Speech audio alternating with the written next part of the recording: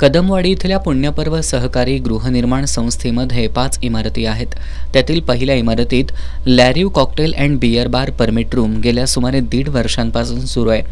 हा बार नागरी गृहनिर्माण संस्थेत चालू असल्यानं इथल्या स्थानिक रहिवाशांना याचा खूप त्रास होतोय. हा बार नियमांचं उल्लंघन करून रात्री मध्यरात्री उशिरापर्यंत सुरू असतो. या संदर्भात तिथल्या रहिवाशांनी वेळोवेळी तक्रारी केल्या होत्या, परंतु या बारवर केवळ जुजबी कारवाया झाल्यात. या बारच्या विरोधात अनेक वेळा आंदोलनं देखील करण्यात आली आहेत. राज्य उत्पादन शुल्क विभागानं यापूर्वी या ठिकाणी केलेल्या कारवाईत गोवा बनावटीचा मद्यसाठा आढळून आला होता. नागरी वस्तीत असणाऱ्या या बारमुळं स्थानिक नागरिकांना याचा नाहक त्रास होतोय.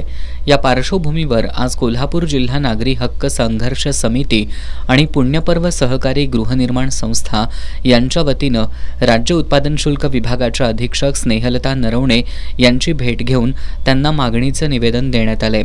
यावेळी शिवसेना ठाकरे गटाचे विजय देवणे आणि भाकपचे सतीशचंद्र कांबळे यांनी राज्य उत्पादन शुल्क विभागाचे अधिकारी हे पैसे घेऊन अवैध व्यवसायाला पाठबळ देत असल्याचा आरोप केला. दरम्यान लॅरिव्ह कॉकटेल अँड बियर बार या बारवर रीतसर कारवाई करण्यात आली असून शिष्टमंडळाकडून राज्य उत्पादन शुल्क विभागाच्या अधिकाऱ्यांच्या बद्दल केलेले आरोप हे तथ्यहीन असल्याचं अधीक्षक स्नेहलता नरवणे यांनी स्पष्ट केलंय. सदर शिष्टमंडळाने हॉटेल लॅरिव्ह अँड कॉकटेल या अणुज्ञप्तीवर काय कारवाई केली त्याची विचारणा केली होती.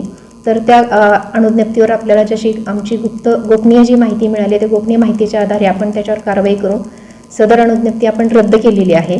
तसेच अणुज्ञप्तीधारकावर आपण फौजदारी गुन्हा देखील दाखल केलेला आहे आणि याबाबतचा अहवाल आपण माननीय आयुक्त राज्य उत्पादन शुल्क विभाग यांना देखील सादर केलेला आहे. आज शिष्टमंडळाने जे काही राज्य उत्पादन शुल्क विभागावर जे आरोप केलेले आहेत ते आरोप हे तथ्यहीन आहेत आणि बिनबुडाचेही आहेत. पुढे मी सर्व कोल्हापूर जिल्ह्यातील सर्व नागरिकांना आवाहन करू इच्छिते की आपल्याला जर अवैध मद्यासंदर्भात एखादी माहिती प्राप्त झाली असेल तर आमच्या विभागाचा टोल फ्री क्रमांक आहे जो 1800-233-9999 या टोल फ्री क्रमांकावर आपण संपर्क साधू शकता.